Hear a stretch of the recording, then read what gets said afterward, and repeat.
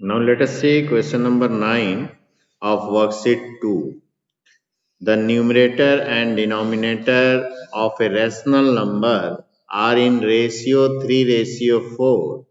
If the denominator is increased by 3, the ratio becomes 3:5. Find the rational number. देखिए इस तरह का question आप इससे पहले वाला भी क्वेश्चन नंबर 8 बनाए हैं, सेम क्वेश्चन है। तो यहाँ पे आप देखिए रेशनल नंबर होता है न्यूमरेटर अपॉन डिनोमिनेटर। तो आप मान लेंगे let numerator of rational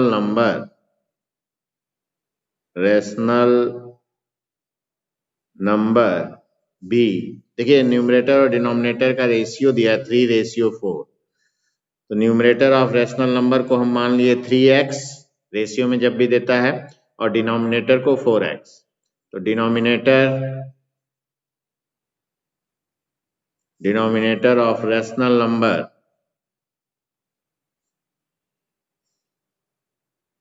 B 4x। तो ये numerator 3x, denominator 4x, therefore rational number that is equal to numerator by denominator. आप जानते हैं रेशनल नंबर होता है न्यूमरेटर बाय डिनोमिनेटर।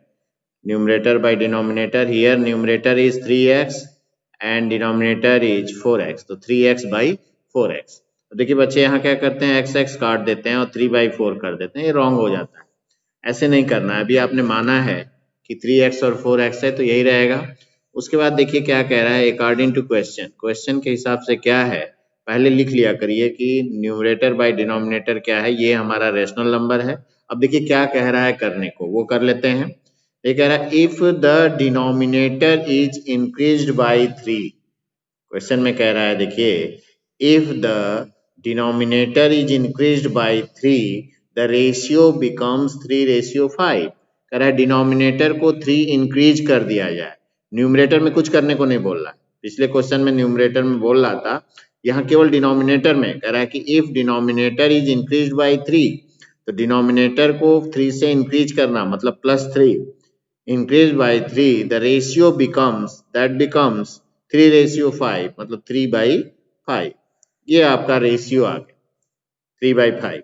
तो अब कह रहा है रेशनल नंबर निकालना, तो अब इसको सॉल्व कर लें। ये हमारा इक्वेशन बन गया। अब क्रॉस मल्टीप्लाई जैसे हम करते हैं सॉल्व, तो अब देखिए 5 से इधर 5 × 3x is equal to 3 × 4x + 3। यहाँ से अपने से सॉल्व कर सकते हैं, ठीक है। कोई भी मिस्टेक होगा तो इसको कर लेंगे अपने से सही। 5 × 3 = 15x इज इक्वल टू, ये 3 का दोनों में मल्टीप्लाई होगा, 3 × 4 = 12x + 3 × 3 = 9। अब वेरिएबल को एक तरफ लाइए, तो 15x - 12x is equal to 9। देखिए 15x - 12x that is equal to 3x is equal to 9। Therefore x is equal to 9 divided by 3, that comes out 3। x की वैल्यू 3 आ गई। Therefore rational number that is equal to 3x/4x। ये आपका rational number था, तो 3x की value रखें, 3 × 3/4 × 3 that comes out 9/12। It is your rational number. देखिए इसको सिंप्लीफाई नहीं करेंगे, 3 × 3 = 9, 3 × 4 = 12, तब तो वही 3/4 हो जाएगा। तो ये ध्यान रखना है, आपका यही आंसर हो गया 9/12। इसको सिंप्लीफाई नहीं करना होता है लास्ट में रेशनल नंबर का जब आंसर आए तो। Now let us see question number 10। ये क्वेश्चन नंबर 10 देखते हैं। A motorboat goes downstream and covers a distance in 4 hours, while it covers the same distance upstream in 5 hours. If the speed of the stream is 3 km/h, find the speed of the motorboat in still water. यहाँ पे हम मान लेंगे पहले let speed of motorboat in still water be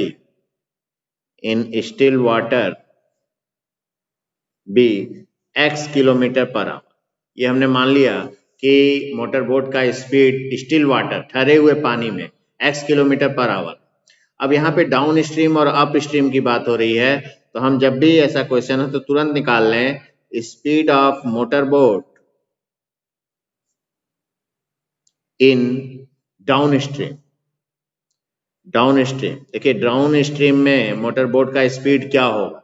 यहाँ पे देखेंगे speed of motor boat तो ठीक है x किलोमीटर पर आवर मान लिए, स्पीड ऑफ स्ट्रीम दिया हुआ है 3 किलोमीटर पर आवर। देखिए यहाँ पे आपको दिया है speed of stream, stream current का जो है, जो स्ट्रीम है उसका जो स्पीड दिया है 3 किलोमीटर पर आवर, पानी का बहाव कह सकते हैं, वो दिया हुआ है 3 किलोमीटर पर आवर। तो अब हम इस तरह के क्वेश्चन में speed of motor boat in down stream और अप स्ट्रीम दोनों निकालते हैं। तो डाउन स्ट्रीम, डाउन मीन्स ढलांग पे जब आप जाते हैं आप देखेंगे आपकी स्पीड इंक्रीज कर जाती है। तो ढलांग पे जैसे भी जाएंगे, डाउन में जैसे भी जाएंगे तो स्पीड आपके बढ़ने लगती है। उसी तरह यहाँ भी होगा same process.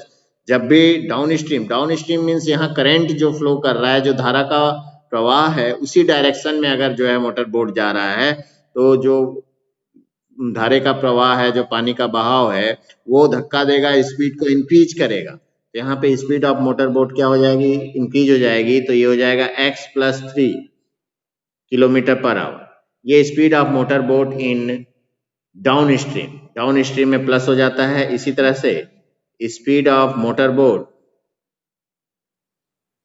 In up stream, देखिए अप स्ट्रीम में क्या होगा, अप स्ट्रीम में माइनस हो जाएगा। आप चढ़ाई पे जैसे चढ़ते हैं तो आपकी स्पीड कम हो जाती है। तो वही चीज यहाँ भी, अप स्ट्रीम मतलब जो करंट फ्लो कर रहा है, जो पानी का बहाव है, उसके अपोजिट डायरेक्शन में जब आप जा रहे हैं तो पानी आप उस मोटर बोट को धक्का देगा पीछे की ओर, उसको स्पीड को कम करेगा। ये हो जाएगा x - 3 किलोमीटर पर आवर। ये ध्यान रखना होता है हमेशा, जो है मोटर बोट वाले को आगे रखना है। कभी कभी जो है आपको क्वेश्चन में मोटर बोट की स्पीड दे देता है और स्ट्रीम की स्पीड निकालना होता है, तो स्ट्रीम की स्पीड x मानते हैं, आप यहाँ पे x - 3 कर देते हैं, रॉन्ग हो जाएगा। मोटर बोट आगे होगा, 3 - x होना चाहिए उस केस में। तो यहाँ तो मोटर बोट की स्पीड हम x माने हैं तो x - 3। अब क्या करेंगे देखिए, अकॉर्डिंग टू क्वेश्चन इसके बाद दोनों लिख लिया करिए। x + 3 ये देखिए डाउन स्ट्रीम का है और x - 3 ये अप स्ट्रीम का स्पीड है। तो डिस्टेंस इक्वल टू होता है स्पीड इंटू टाइम। स्पीड है x + 3 और डाउन स्ट्रीम में देखिए टाइम लग रहा है 4 आवर। डाउन स्ट्रीम में 4 आवर दिया हुआ है और अप स्ट्रीम में 5 आवर। तो दोनों डिस्टेंस को निकाल लिए हम। डिस्टेंस होता है speed into time, x + 3 × 4 down stream का डिस्टेंस हो गया, और ये भी x - 3 × 5 ये अप स्ट्रीम का डिस्टेंस हो गया। तो ये डिस्टेंस दोनों बराबर होंगे क्योंकि जितना जा रहे हैं उतना ही वापस आ रहे हैं, तो इक्वल टू लगाएंगे। अब जो है इसको जो है सिंप्लीफाई करेंगे, 4 से मल्टीप्लाई, 4x + 4 × 3 = 12। अब इधर 5 से 5x - 15।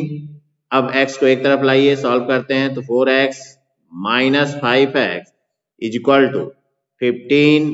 देखिए -15 है, -15 - 12, therefore -x = -27, minus minus cancel, तो x = 27 किलोमीटर पर आवर। ये आंसर हो गया।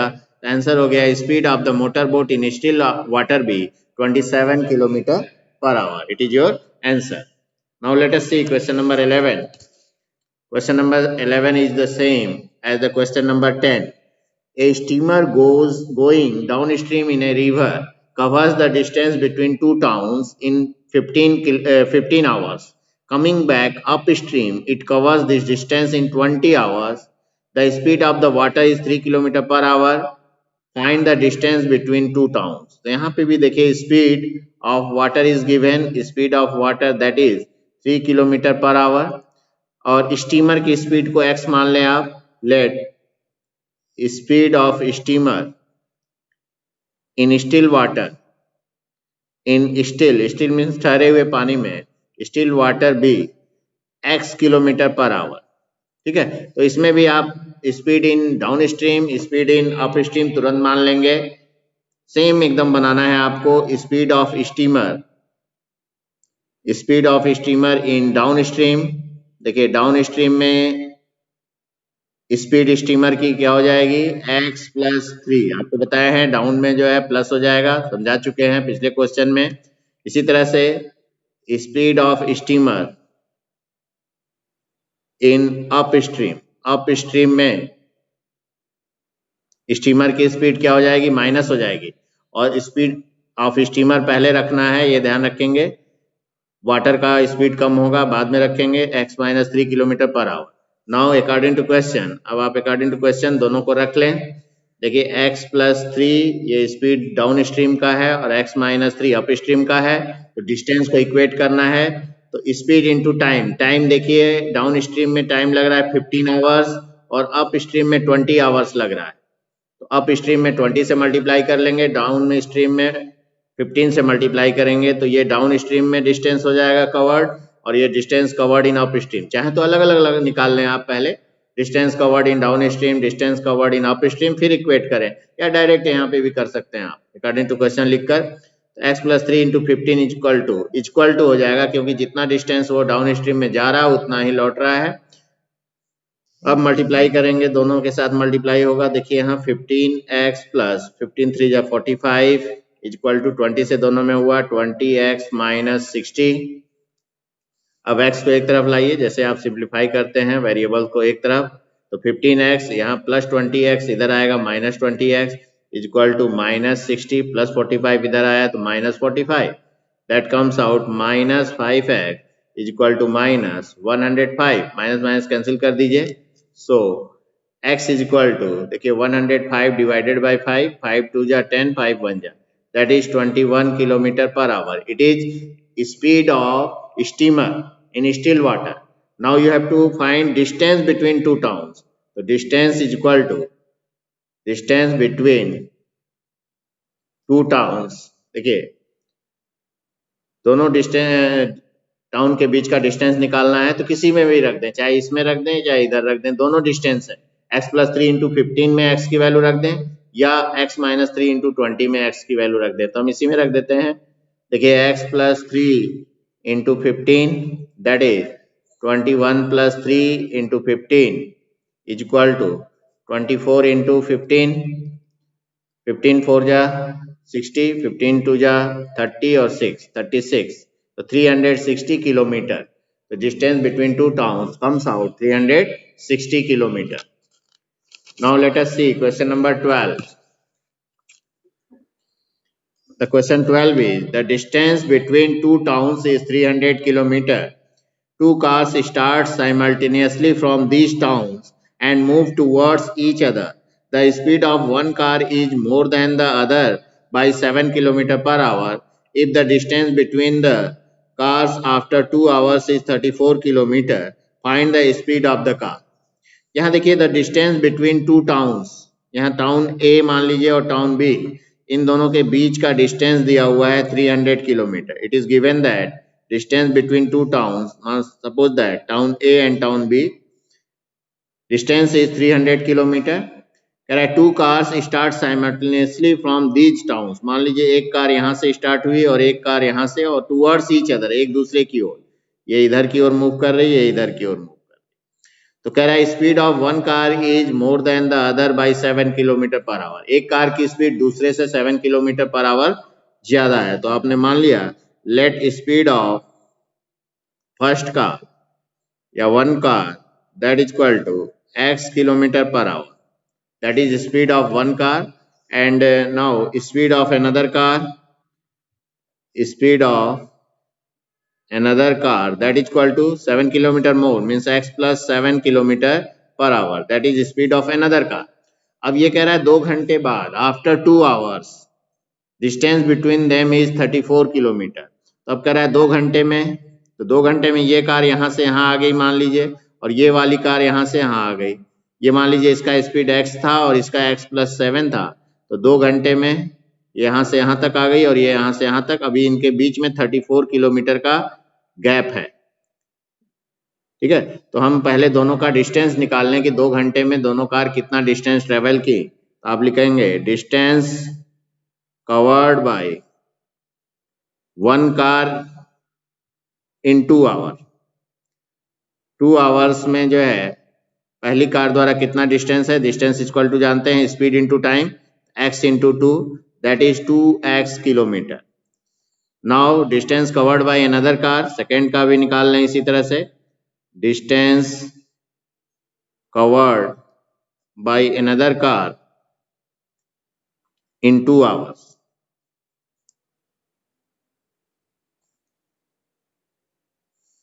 That is equal to speed x plus 7 है into time 2 hours, that comes out 2x plus 14 kilometre. तो देखिए ये जो है एक कार जो है यहाँ से यहाँ तक मान लीजिए आ गई 2x डिस्टेंस, और ये कार यहाँ से यहाँ तक मान लीजिए 2x plus 14 डिस्टेंस आ गई। अब देखिए ये 2x है, ये 2x plus 14 है, 34 अभी बच गया। तो अगर हम इन तीनों को प्लस करेंगे तो टोटल डिस्टेंस 300 के बराबर हो जाएगा। तो वही हम कर देंगे according to question, by question we can say that 2x plus 14 plus 34 is equal to 300, तीनों डिस्टेंस मिलके 300 हो जाएंगे। सॉल्व कर दें, 2x plus 2x like term add हो गए, 4x plus ये 48 is equal to 300 और 4x is equal to 300 minus 48, 48 को इधर ले आए तो माइनस हो गया, that is equal to 252। तो x is equal to 252 by 4, 4 6 जा 24 और 4 3 जा 12, x is equal to 63 kilometre per hour. तो स्पीड